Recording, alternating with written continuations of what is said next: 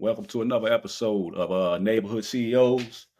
I'm John, one half of the CEOs. I got my partner in here, Lionel. Lionel, what's happening with you, man? Hey, brother, I'm good, man. I'm making it out here. Blessed, bro. How y'all doing today? Everybody cool, man. Hey, we got a big dog in here, man. We got a I know him, you don't know him, man, but hey, you can Google him, man. You can check him out. You know what I'm saying? I seen something, man, that you know KD, right? So KD said he got the best step back you ever seen, man. So I don't know, but hey, if KD said it, man, it must be true. So we got my real family. We got a University of Miami legend, jersey in the rafters, NBA draft pick.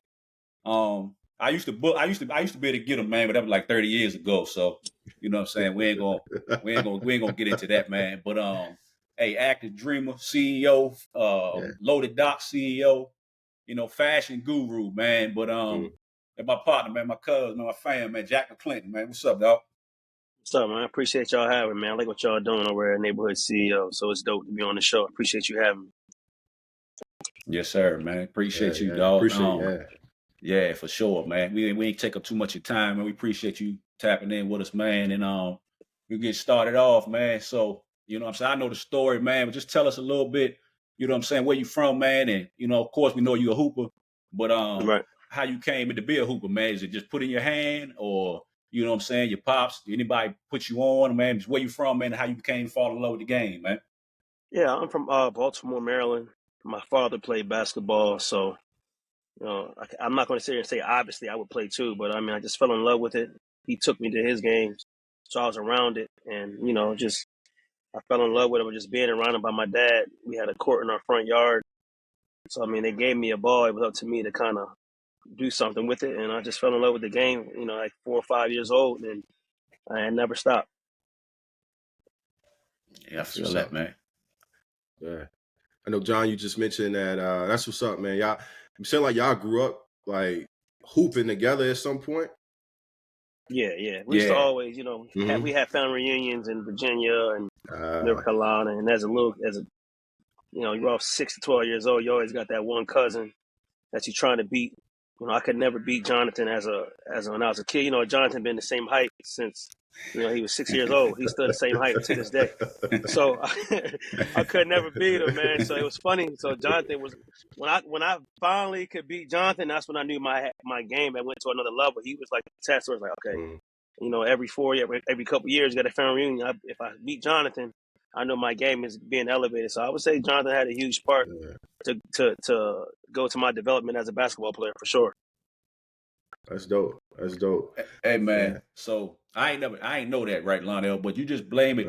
Blame it on my extracurricular activities, I guess, man. Why he passed me, man? I guess I wasn't locked in like he was, man. You know what I'm saying? Okay. Where we from? You either I guess I just had the size, man. I don't know where I learned. I learned just like he did. My brothers, watching the game, but I guess I had it. I started early, so I ain't had a hunger like he had. So he was always hungry, man. So that's one thing I say about him, man. He always was hungry, man. He always put in way more work than I did. Even probably, that's why he ended up where he did, man, because, you know what I'm saying? He just had to put in a lot of work, man. No matter, once he got to where he get to as far as like prep and college and all that, I always see him, man, from afar, man. He always putting in work, man, on and off the court. So yeah, he definitely passed me a long time ago, man. But hey, I'm glad I gave you a little jump start, man.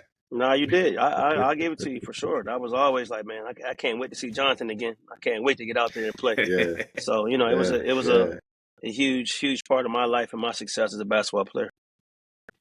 That's what's up, man. That's what's up. I mean, speaking on that, I mean, talk to us about your journey. Hooping, and where you are now. How did everything come in fruition for you on the basketball court, and life after basketball? Yeah, I mean, I guess I was from Baltimore, Maryland. I played basketball my whole life. Played at the legendary Cecil Kirk in Baltimore as a rec program. I played there. Long live my coach, Squirrel. Being down there, like I had a funny story. I grew up in the county, so my parents, we lived in the suburbs, and then I played basketball in the city.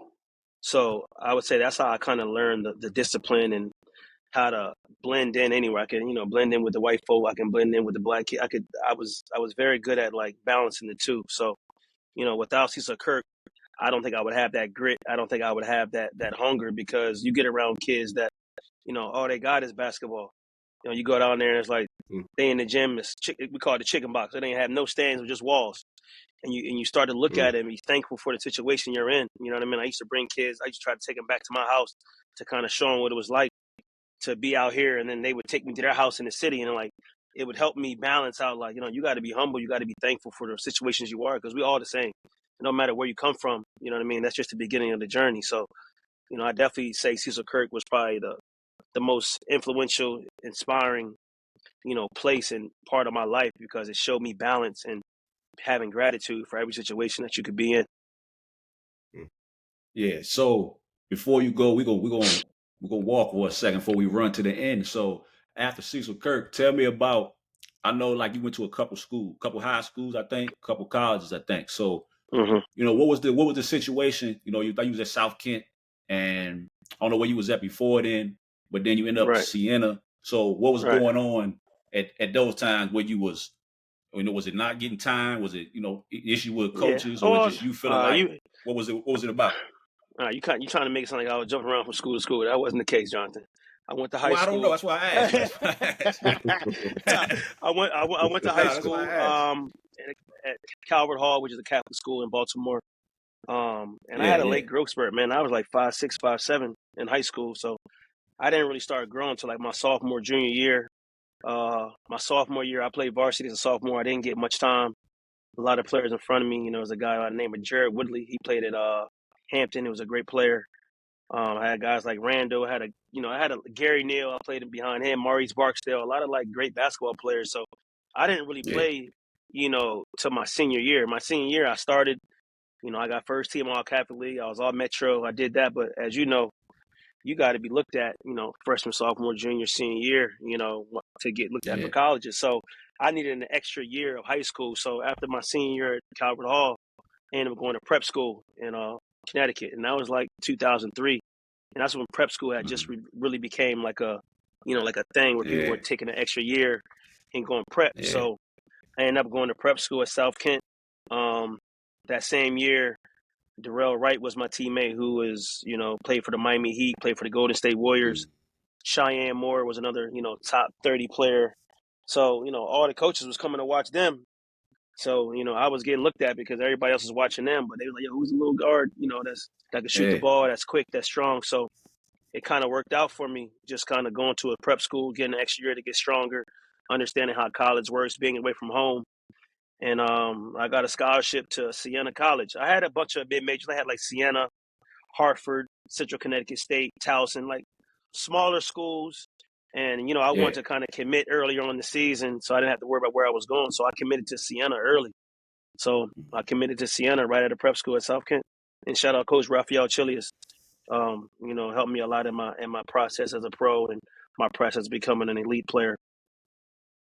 All right, that's what's up. Yeah, I ain't know, man. I just knew you had went. I just knew you had went because I was private school. Right. I was there then too at private school, but I ain't really. I was scared. I thought it wasn't cool to repeat. So I should have did that, but I was like, nah, I ain't doing that because that make you look like you slow or you're not smart. That's what way people was talking around here back then. Because like you said, I don't know, we was kind of the first ones, like, maybe in our areas or whatever, that was going to like a private school. So like I said, exactly. I went straight through. And then after that, when you get to 12th grade, it's too late. You can't repeat. Once you're in the 12th grade, you can't go back. Right. So I should have did it in 10th grade or 11th grade. It might have helped me out more too. But yeah, I like what you said. So how did Miami come about? Was you at Siena? You're doing your thing. Mm-hmm. How did you end up there? Yeah, I mean, at Siena, I actually when I committed there, I was told I was going to be like a starting guard. So I'm like, oh great, I'm gonna go to Siena. I'm gonna be, starting point guard. And when I went there, it was 3 freshman guards there. It was a guy named Albert Fisher from Jersey, a dude named Kojo Mensah from New York, and a kid named Tay Fisher from upstate New York.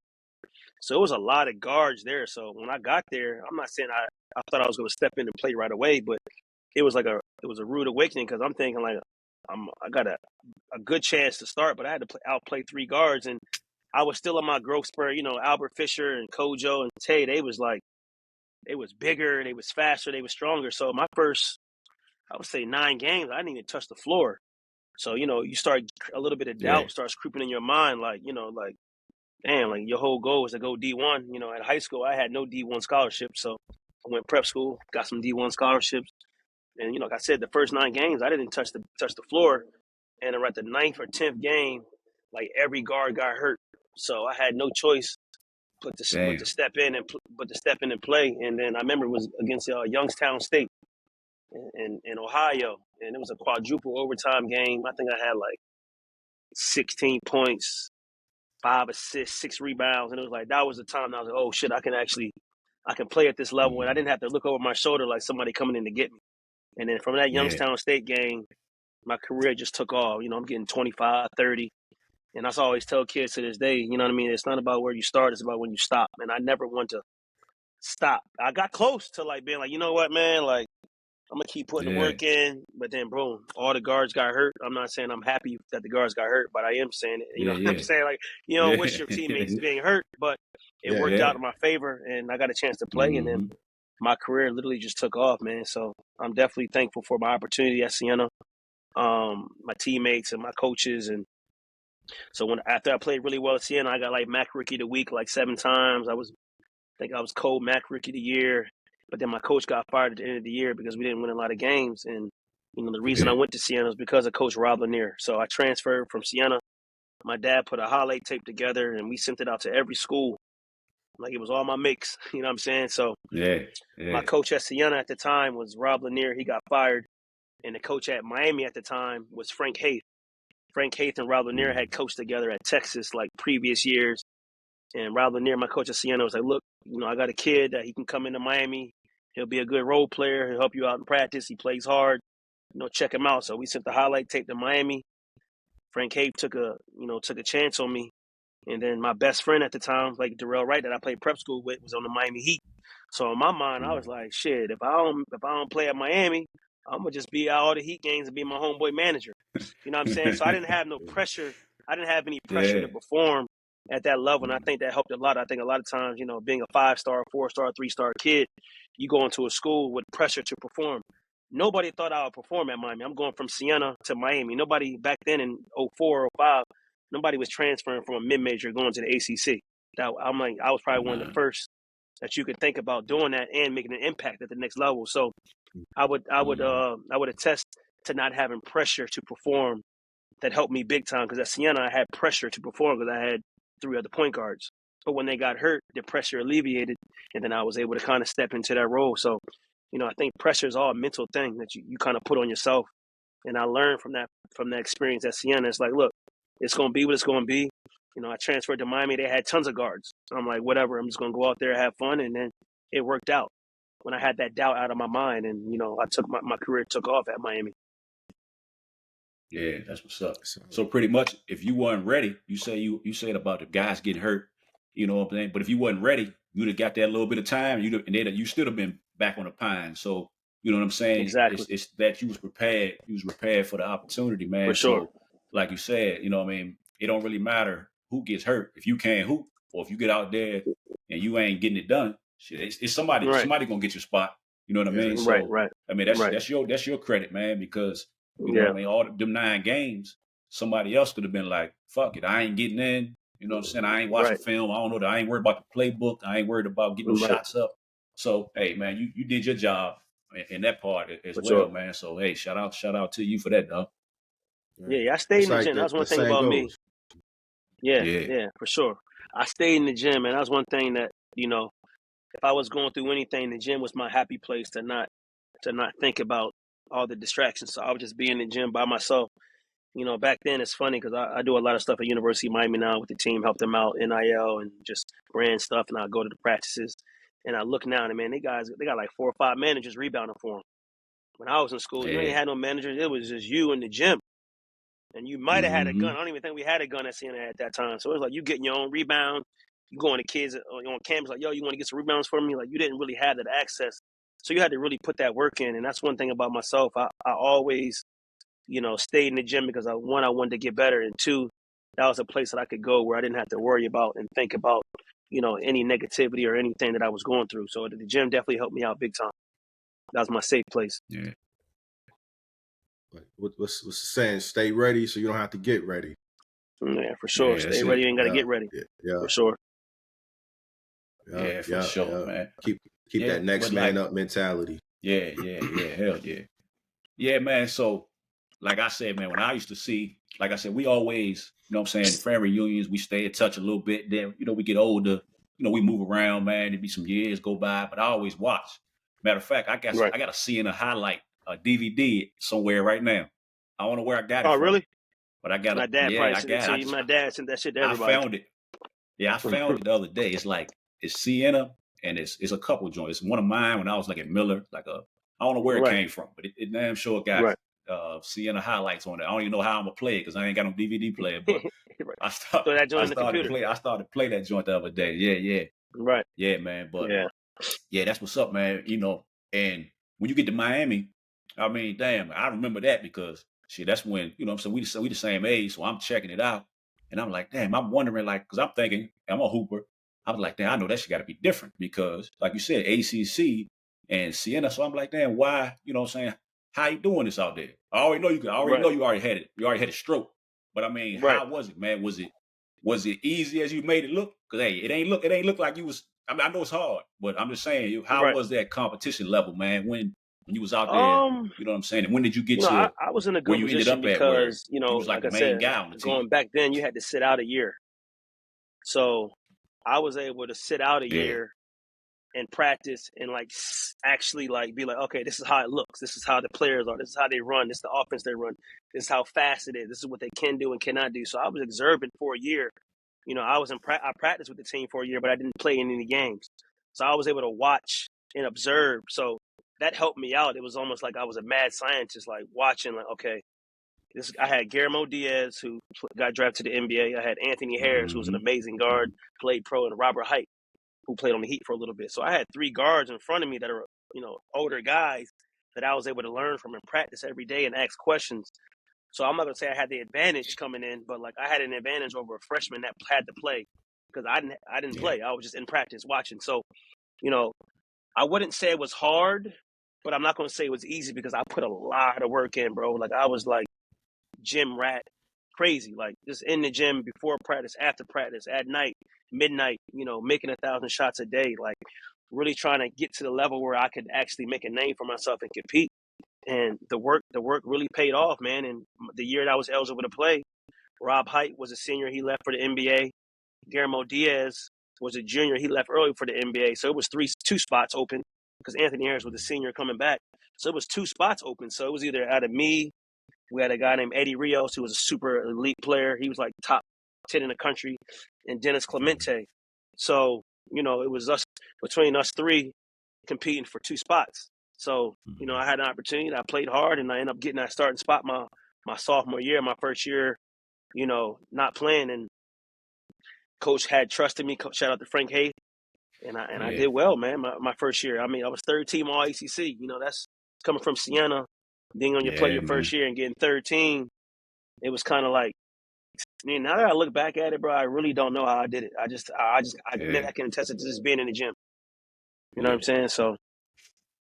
All right, man. That means something like your hard work and determination took you there. For sure. Like you didn't, you had a will, and I'm always curious about that. How does that ignite? When you're that young, like what made you laser beam focused? Like, did you already have it in your sights what you wanted to do? Like, hey, I know you said you wanted to be D1. It was NBA always like, was that on your target? I mean, look, to keep it a buck, bro, like obviously as a kid you dream about, I want to make the NBA. Like I used to like wear NBA jerseys to sleep to see what it felt like to make the NBA. So like I would do these things, but little did I know I was actually manifesting my life. Like back then when I was a kid, you think it's not real, but that shit is real, bro. I was going to sleep. I would put Jordans under my pillow. I would do all these things to just see what it felt like to be on an NBA floor. So maybe I was putting myself in this vibrational frequency of like getting there. But then like my best friend gets drafted to the Heat And then I go to Miami. So I'm with my best friend at the Heat facility in the locker room, getting shots up with him. So like I started visualizing it. You started like, you can't aspire to be nothing unless you actually see it and feel it and touch it. Like I felt what it was like to be in the Heat arena. And then, coming as a first year player in the ACC and getting third team, I'm like, oh shit. And then coming back my junior year getting first team, I'm like, oh, yo, I got first team in the ACC. When it was thick, you got Jeff Teague at Wake Forest, you got Ty Lawson, you got Gerald Henderson, Nolan Smith. Like it's thick in the ACC back then. So, your belief system starts to change, and a belief is nothing but a thought you've been thinking for a long period of time. My belief system was like, look, if I'm third team ACC, I'm first team ACC, I'm getting 30 at Duke, and these same players in the draft, like, why can't I make it? So, I would say going into my junior year of college, I started like thinking like, oh, yo, I might can make the league on the low, like low key. Yeah. When I first went to Miami, I wasn't thinking NBA, bro. Like, I'm gonna keep it a buck. Okay. Like, it was like, I'm trying to go to Miami, have fun, play good. My best friend's there, no pressure or whatever. He gonna be at the games, but like, I'm not thinking league. But when I got to Miami after my sophomore year, going to my junior year, I'm like, you know what? Maybe I might could do something, because I was around it. Darrell Wright was my prep school teammate. He was the number one player in the country. Yeah. So like, I was around it. You know what I mean? Right. So I got to see it and feel it. So yeah, I would say that had a lot to do with it. Yeah, he was like number 17 pick. He was like almost lottery pick. Like he was 17. Yeah, he was almost lottery. Yeah, he was almost lottery, and he came out of prep school. He didn't even go to college. Yeah, that's right. Yeah. That's dope. Now it's I used to, not used to, but still do, man. E.T. the hip hop preacher, he has this saying, being in miracle territory. And it sounds like you were all in miracle territory from a little boy up until you was in college hooping, going to Miami, shooting in the facility, and that's really dope. Yeah, that's dope, man. Yeah. I mean, I never heard that one before. I like that though. Yeah, miracle territory, man. Yeah, he's a great motivational speaker, man. Miracle territory, man. Yeah. I first time I heard that, it was like, okay, I need to put myself where I want to be to make some things happen. Yeah. Right. Yeah, that's where you got your name. That's where you got your name from, I guess. You say you Manifest McClinton. So that's where that come from, man. You know what I mean? For sure. That's where. So you was doing that before Instagram, before social media. You was doing that. You know what I'm saying? I guess we all did it in some ways, but now we didn't know. The thing. Right. Yeah, that's the thing now is everybody manifesting. But hey, you might need to trademark that, man. It might be too late now, but shit, you should trademark that. I know. I used to, it's just like one of those things where you just start to look at life and see how things are working and look at people around you and be like, I was always the last pick in high school. I was always the last pick playing, AAU, like, because I was little. But then, I always had that hunger and that belief to make it. I always had that chip on my shoulder. So, it's just one of those things where you start to see things start happening. And, at the end of the day, like, a lot of things happen in our life, but we fail to see them. Like, they're happening right in front of us, but we don't see it because we think it should be a certain way or be a different way. But you got to learn to sit back, relax, and allow things to happen. And I kind of started to understand that concept. And then when I started stepping back, no pun, they call me Step Back Jack, but no pun, like I started stepping back and seeing things for what they were. It allowed me to understand the vision and understand where I was really trying to go in life. Yeah. But I want to ask you, man. Yeah, go ahead. Hey, I want to ask you. So, I mean, I feel like I ain't really look at it like this now, but I guess it was. You always been like an underdog, but I ain't really see it like that. Even when we was hooping, I ain't see it like, oh, I can do this. I'm better. But even when you was like South Kent, I didn't ever think about you being like that. I just felt like, you work hard. You know what I'm saying? Hey, your shot come, you ready, and you always can shoot. So like where in these days when it's hooping, if you can shoot, they got a spot for you. You know what I'm saying? 100%. You know what I'm saying? That's just the way the game. That's just the way the game goes. So you always been like that, and even before then, you always felt like you got a chip. Even when you was at your junior year, Miami, your senior year, you always kind of carried that. You have like a hit list of guys that got over before you, that made it before you. Did you always keep that in your mind when you was playing? Yeah, I wouldn't say I had a hit list because I wasn't no 5-star, 3. I had 0 stars, so I didn't really. It wasn't like I was out here trying to be better than a 5-star. I mean, I'm a 0-star, so I didn't really have no list. It was just it was a battle between me and me. I've always been like the smallest guy, and I always was like, Jack live in the county, like county boys can't hoop, like . So I always had like that trying to fit in mentality, where it's like not necessarily trying to fit in with others, but more about trying to fit in for myself and prove myself right. I wasn't really trying to prove everybody wrong. I was trying to prove myself right, that I believe that I could be where I wanted to be. You know what I'm saying?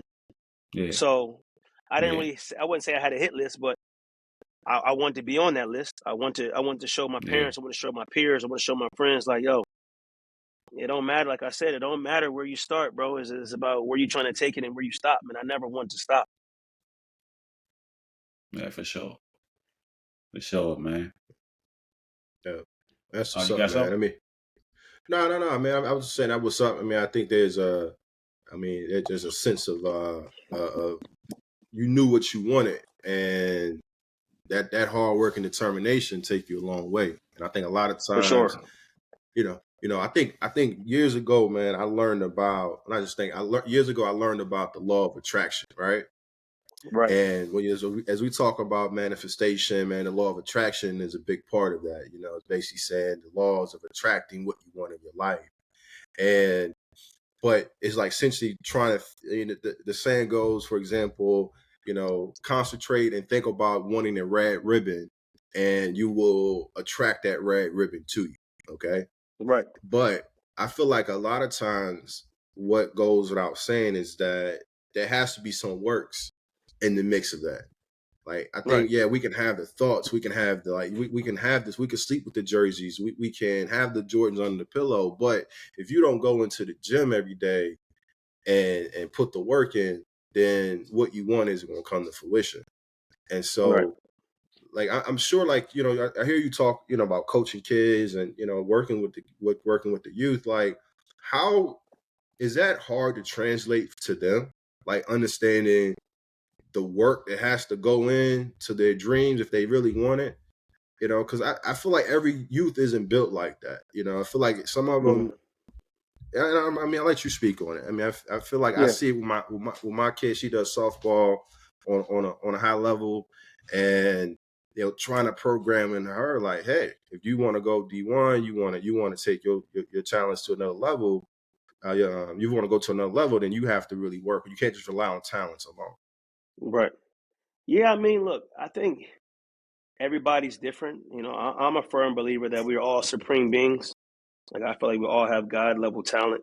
And it's a lot of stuff that I learned like later on in life. I didn't like think like this when I was playing basketball at UM, but through my trials and tribulations, I started to build this different belief system on how I looked at things. And I looked at things back then where you got to work super, super hard to get to where you want to be. I think that helps because it gets you like in this zone where it's like, oh, I deserve to be good because I put the work in. But to be honest, like translating to business and things like that, it just has to start with like your mindset and what you really believe and what you truly believe, and being able to, you talk about attraction and then, attraction and detachment kind of go hand in hand. And I think one of the biggest things that we have as humans is we detach ourselves to the result so quickly. We want things to be a certain way right away. And then as soon as it doesn't happen the way we think it's going to happen, we think we're failing, but it's not a failure. It's just part of the journey that you have to look at and be in, because you only go through the journey once. You know what I'm saying? So it's not going to just happen for you right away. So I had to learn to really detach myself from the end result. And I think that's something like when I went pro, I was so attached to like being at a certain level and it wasn't happening. I was like, I gotta be like this. I gotta get back to the NBA. I gotta go to the EuroLeague team. And it's like, when you start living life like that, you start pushing away what the universe is giving you. Because my biggest thing that I go by to this day now is you have to know that you don't know. I know that I don't know anything. I don't know nothing, bro. So when I started changing my mindset to learning to know that I don't know and stop thinking about things and be thankful for every situation, things start falling in your lap and you don't got to think about them. You just know. So, that's helped me a lot in my career now, post basketball, to just relax and allow things to happen. Obviously, you want to think about what you put this thing out there, what you want, but then you just throw it out there and let it go and let it happen for you. Yeah, It's almost like Wow. I always give like an example of like if you had a pool and you see a beach ball in the water, and it's like you got to like jump in and get the beach ball. As soon as you jump in and try to get the beach ball, you splash the ball further away. As soon as you just sit back and relax in the beach ball or whatever, it just comes to you. So that's like the kind of like the vibe with life. Like as soon as you try to jump out and think, oh, it's right there, I know I can get it, you splash, and that shit, you just pushing it further away. You gotta it's like a wave, let the shit come to you. Obviously, it's gonna get rocky. At the end of the day, you're gonna still make it out, and you still gonna get to your destination. No, it's real. It's real. Like it was speaking on what you're saying, man, like for a year straight, this was a while ago, I kept getting these signs, be still. I mean, it'd be random signs, man. Like I go on somebody's house, they got a picture, be still. I'm driving, I'm at the graduation, the guy speaks, be still. And like speaking to that point, you so right, man. Sometimes you gotta let it come to you, just be still. So that's fine, man. I'm glad you. All the time, I love bro. that analogy. Yeah, not sometimes, all the time, because you gotta think everybody in this world is in the frequency of, I gotta chase this bread. I gotta go get it. You start becoming the frequency of chasing money. You're just gonna be chasing money. You're gonna never have no money because you're just chasing it. Like money is like an ex-girlfriend. As soon as you stop trying to worry about the ex-girlfriend, she start running back to you.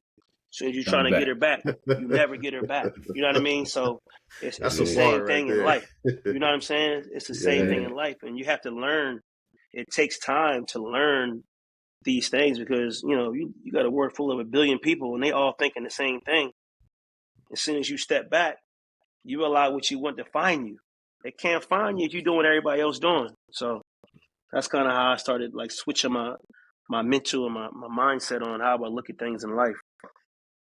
Yeah, man, that's crazy that you talk about mindset, man. Because we did our first episode, that was what like our definition of our name came from. Of course, everybody, of course, everybody's not a CEO. You know what I'm saying? You're a CEO of your company. We CEOs of this. We got businesses, but if I was just a janitor, if I was just a truck driver, it's about my mindset. So you know what I'm saying? That was the point of the title, was just whatever you're doing, just don't be small minded. You can think big. You can think about it. Everybody ain't gonna make. You gotta have some workers. Everybody can't be a boss. Everybody can't be a chief. Right. You know what I'm saying? You gotta have Indians, whatever you want to call them. But your mindset is supposed to be that of a CEO mindset, or of whatever your life is, your family, just whatever you do every day, your health, whatever you're doing. That was the definition. So for you to talk about your mindset and manifestation, that's pretty much how we started it. What we was trying to talk to people about is just, and you like a perfect person because manifest Jack, your story, your underdog, but you put in the work and then you just let the work, then you just fall back. You know what I'm saying? 100%. That's all you can do. You just you put your work in and you let it come to you. Yep, I think that's the biggest key that I could tell any entrepreneur, any person in this world. I don't like to use the terminology think, because as a supreme being, as someone that, like, we're all special, bro. Like, you gotta think, bro.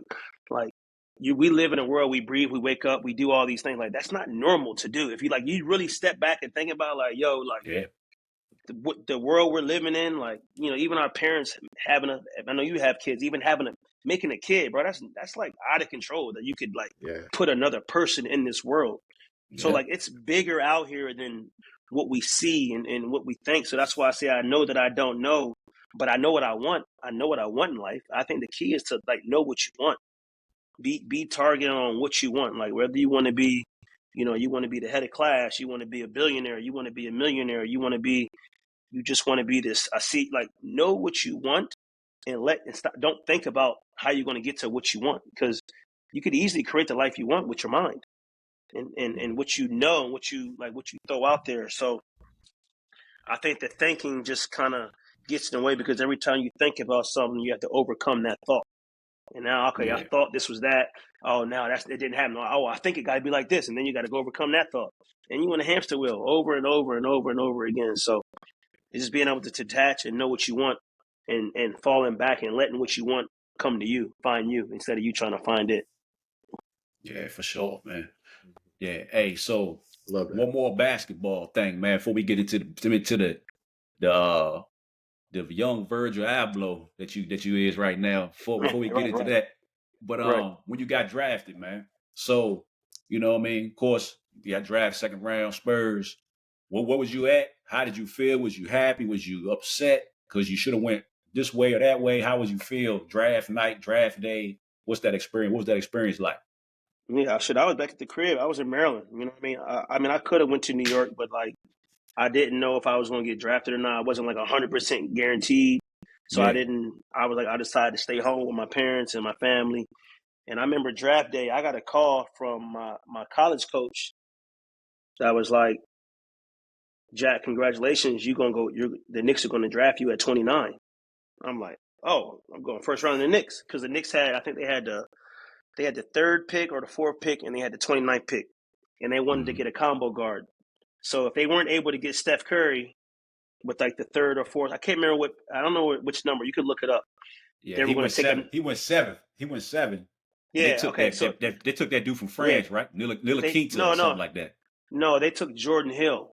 The Knicks took Jordan Hill with their first pick. 9. Yeah, 9. So 10, then that's right. They wanted to get a combo guard with their second pick, and Steph. They didn't get Steph, so that's what happened.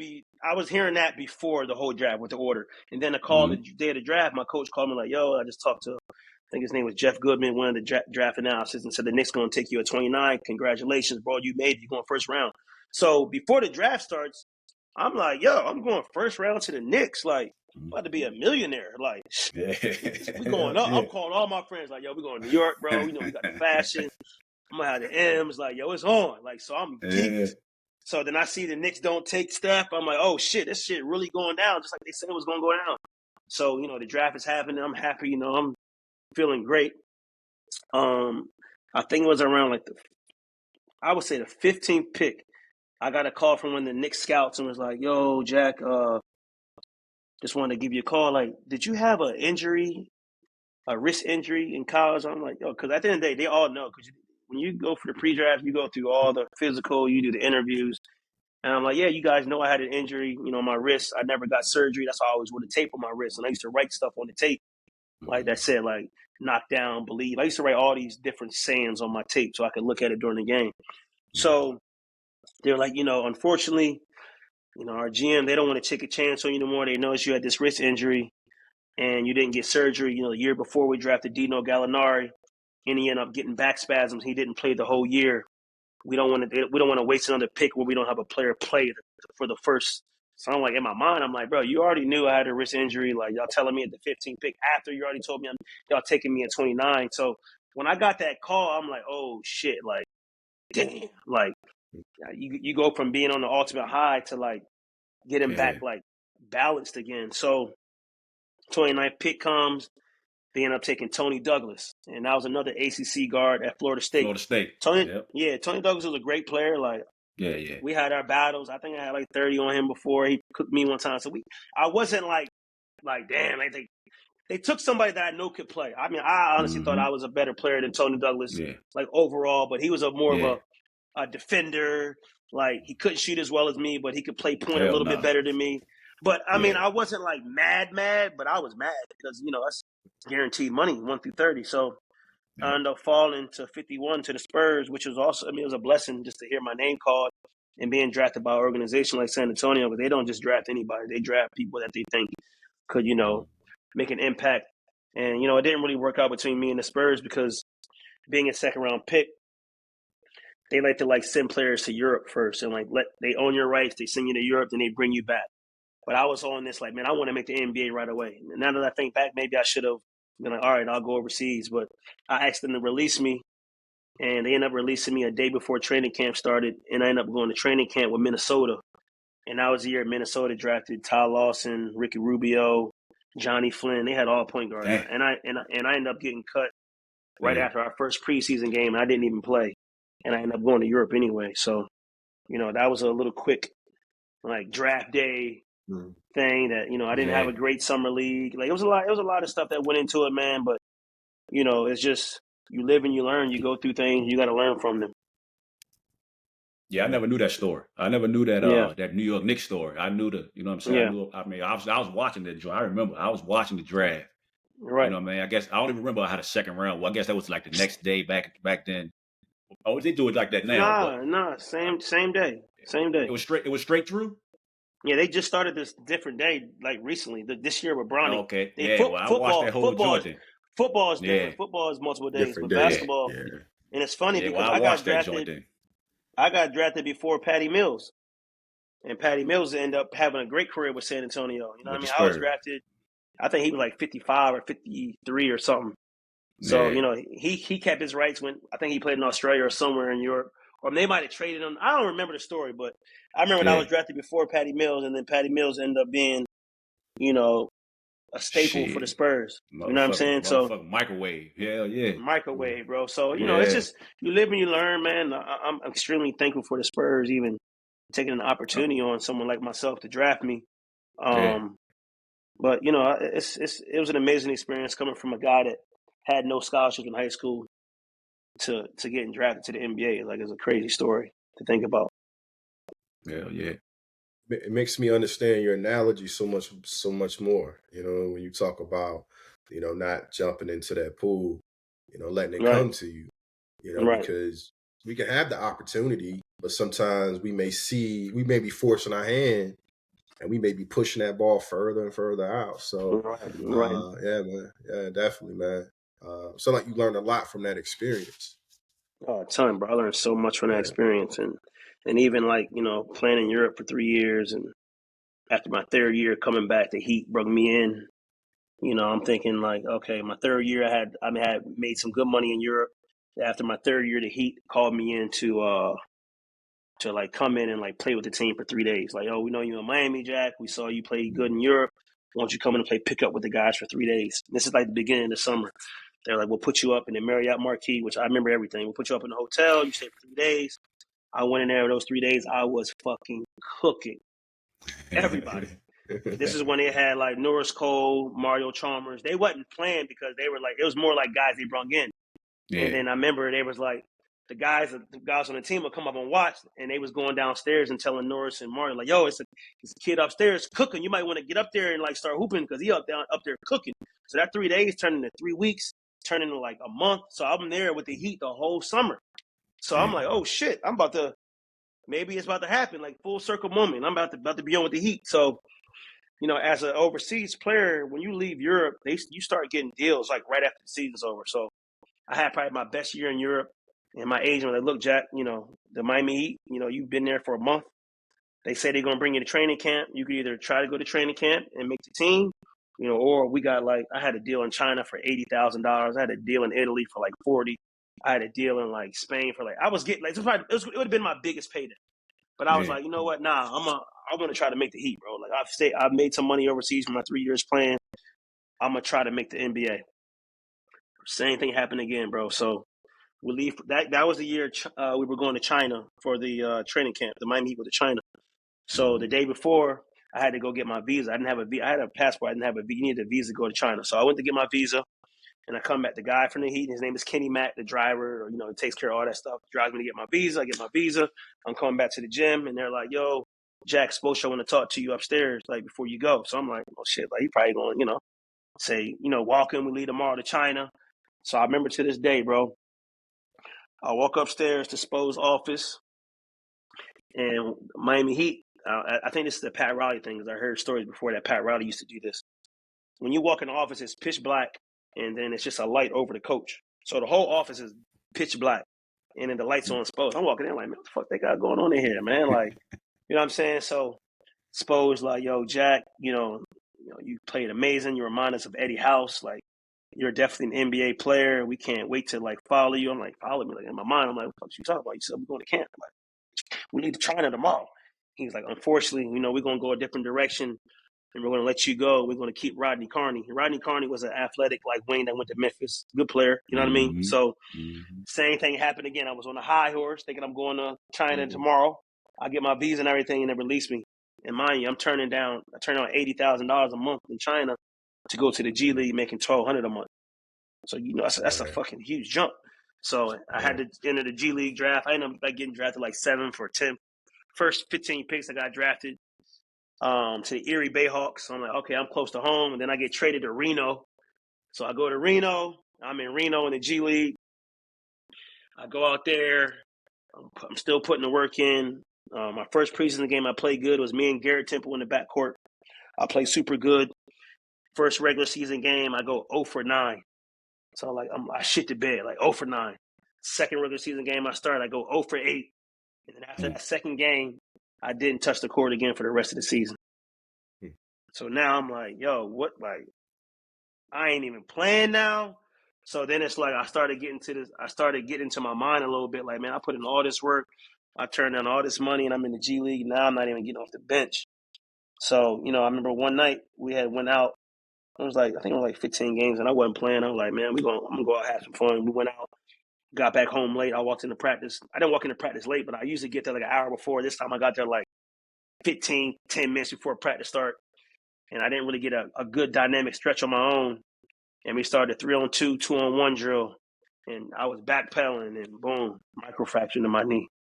And that was when the basketball career kind of started to. I had to start thinking like, do I still want to do this? And ultimately, I decided, not to play anymore after my third year. No, my fourth year. My fourth year was my G League year, and once I got the injury, man, mentally I was messed up. I was out for 12 months, and I ended up just kind of moved back to Miami. Started, talk to my mentors, and I kind of jumped into business that way. It was the injury that kind of, I ain't gonna say it forced me to it. It didn't force me to do it, but I just fell in love with the game, so I stopped playing. Yeah, man.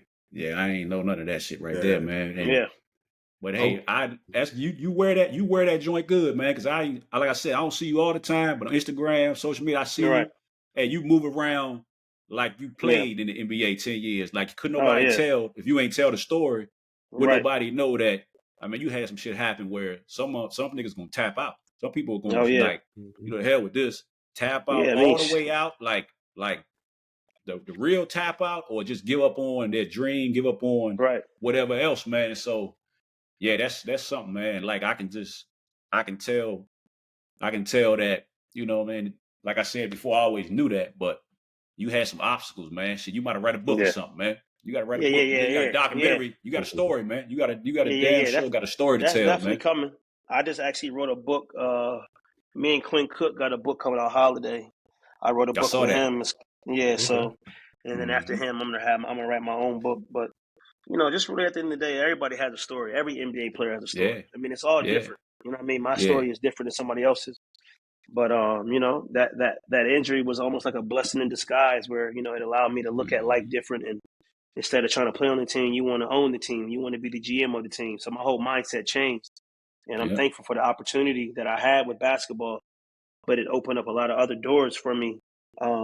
Stepping away from it that soon. Most players, I ain't played 4 years, bro.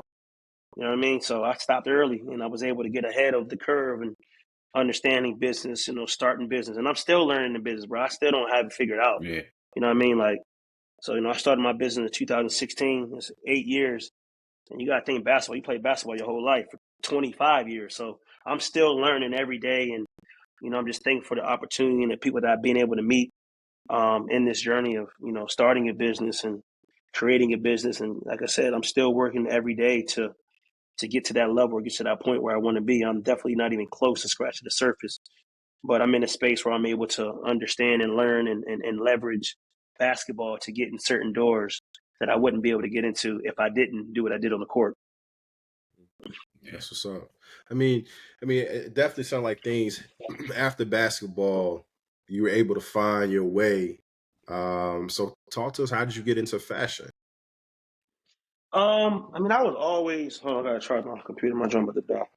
Oh, you're good. I was always into fashion and looking nice. And I remember when I was a kid, I started my own clothing line called Colors, where we just took a T-shirt and we started, drawing stuff on a T-shirt and all that. So I was always into the fashion, and I would say I really got into fashion. To be honest, I got into fashion from my uncle. R.I.P. to my Uncle Joe. He just passed away. I knew he was going to say that. He just passed away not too a couple of days ago, and he used to stay with us.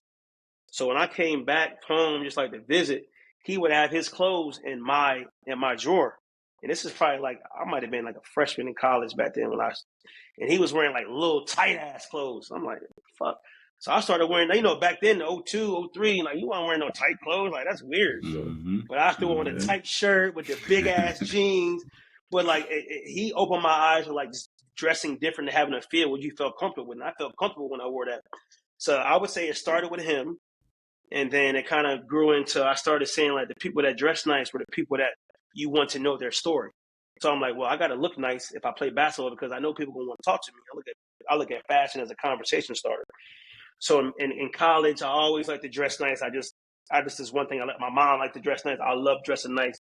Then you fast forward to, being a professional athlete, you start to get a little bit of money. You can buy some nice pieces. And I always like to dress nice.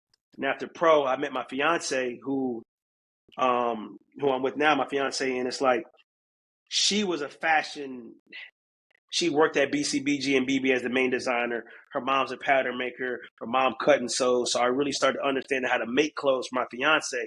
And once I started understanding that aspect, that's when I was like, oh shit, instead of buying everybody else shit, I'm gonna make my own stuff based off what I like. And then it just started as a ripple effect, and I just fell in love with it, bro. And I always like playing in Europe. I always saw different styles and stuff. In Europe, back in 05, they wearing little ass shorts.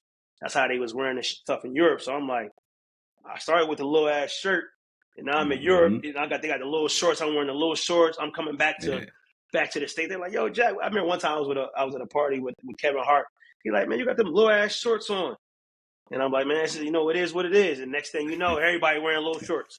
I'm not saying I was the originator of little shorts, but I definitely had like an effect because dudes, black people, I would say I wasn't wearing little shorts back in like 05, bro. Niggas wasn't wearing little shorts. They call you, you know what I mean? They call you something if you did that. I probably remember. I ain't gonna say I thought like that, but I probably remember a reunion or something. I was like, what he doing? What cuz doing, man? What he doing? You know what I mean? But it was fly though. But I probably just like, damn, that Jack, so he could have went up a little size. He could have went to a large. He went medium. But man, so you was always on that, man. Your pops be on that too, though. He might have got it from you. Your pops always be.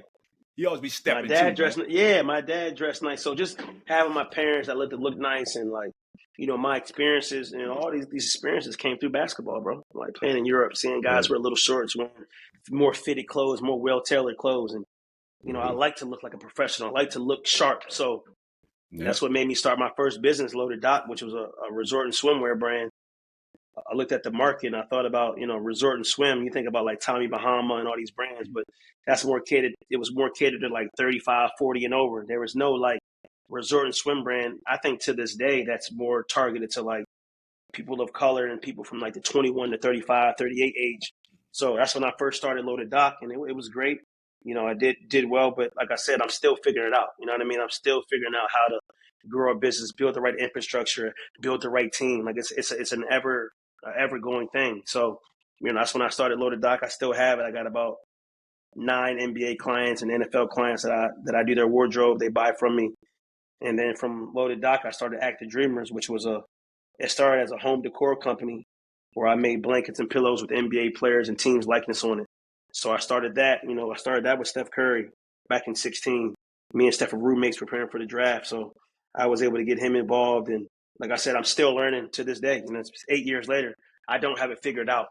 And if anybody tells you, like, oh, I started a business, like this shit does not happen overnight, bro. Like the most successful people, they've been going at this shit for 10, 15, 20 years. Like basketball. I was playing basketball since I was 6, and I didn't make it until I was 23.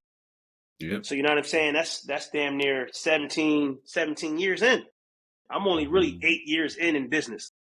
I don't have it figured out. I've had some wins, I've had some losses, but it's all a forever like learning experience till you catch that big break. And like I always say at the beginning of the podcast, it ain't about where you start, it's about where you stop. And I have yet to stop. I'm still pushing, I'm still going. You still have the trials and tribulations, but I'm putting it all together. And you're going to talk to me again in the next 2-3 years, and it's going to be a whole different conversation. You know what I mean? So it's just one of those things where you just got to keep going, keep pushing. A failure is not a failure. It's a lesson. I know that's cliche, but that's real. I've lived it. I've had a lot of failures, bro, but I've had a lot of wins too. And it helps you figure it out. It's like a big puzzle. And once you start putting the pieces together, you start seeing the vision more clear. And like my puzzle isn't complete. I still got a lot of missing pieces, but every day I'm putting pieces of the puzzle together. For sure. Yeah, man. You got some though, man. John put me on to some of your pieces, man. And yeah. You're smooth, yo. That little blue jumpers, the long sleeve and the shorts. It's supposed to be on the way, man. He ain't sent it to me yet, man. It must got lost in the mail, man. I got you. I've been busy, bro. I got you. Yeah. Oh, we all good. You remind me. Yeah, I'm plugging you. I'm plugging you, man. I got a lot of orders for you, man. Right, all these guys, not him, but a lot of guys got a barbershop. I showed it to him because he about to start playing golf and whatever. So I was like, you need to check out this right here. Everybody, you know how we do. The niggas tell me, oh, wait till you get it. Let me see how it feels. Let me see how it looks. That's how I be. I would be the same way. So I got to get it to you first so you can be a salesperson. This is one of those things, bro. Yeah, you just got to get those big boy sizes. Just get those big boy sizes. What you wear? What you wear? 3X, 2X? Two. Yeah, two. A 2X. You like two. Yeah. Yeah, two. Yeah, man. I mean, this is one, like I said, bro, it's an ever revolving door. And I'm just thankful for the opportunities that I've had to be in the space. Thankful for my fiance that her background is fashion that kind of put me into it so I can learn on my own. Trial and error. Yeah. So it's just, I've been blessed to be able to be in these situations, and I'm always thankful to be in a situation to learn. I mean, it's all about learning, bro. Like the most important thing in life is information. You know what I'm saying? I had information on how to make a garment, information on where to source fabrics, information on finding a pattern maker. Like I got information, and that's something that like you can't put no amount of money on information because you can't buy information. You got to be like you said in that miracle space. What was it called that your man said? Miracle territory. Miracle territory. I've been in miracle territory, but it started. I was a miracle territory kind of found me because I knew what I wanted. I wanted to be in fashion, and then the territory found me, and I identified the territory and I exuded myself in it. And I'm still in that territory, continuing to build in that territory. That's dope. Yeah. Hey, let me ask you this, man. This is the last thing, man, that we're gonna let Lionel gonna give you to let you wrap it up for us, man. But so I would say that you would say a lot of what you did, you hard work, you know what I'm saying? Everything you did, you deserve it, you earned it. But I would think if I asked you, like, what's the important thing? You say information. So I would say, other than saying information, would be like networking, like knowing people that you know. So you know, people say like, oh, how he always here, he there. But you done came into contact with a lot of people. And from you being a good dude, solid dude, being Miami legend, Jersey in the rafters, a lot of people wouldn't share information with you. But if you weren't who you were, they wouldn't. So what you think, how important is it to like build relationships? Like you said, it's worth more than money. You know what I'm saying? So how important is that? How important is it to you? I would say that's the number one most important thing. I remember when I was in college, I skipped this part, but when I was in college, I used to like during the game, I would identify like who were the people sitting on the floor. And then I would wait after the games, like, after the game, you like go outside to where all the fans go. And I would stay out there to see if I could identify the people that I saw sitting in the stands. And I started creating these fake business cards that had my name, my number, and it just says seeking mentorship. And I just started building mentors I was the best player. Most players was going to the crib after the game. I stayed after and I saw all the fans, took pictures, and like, oh, that's the dude. Oh, he was there. Oh, and I would just slide my card. You know what I mean? So it just kind of allowed me to build mentors back then. And it wasn't about getting no money. I wasn't getting no money. I was just getting information. I'm like, yo, how did you build this $75 million company?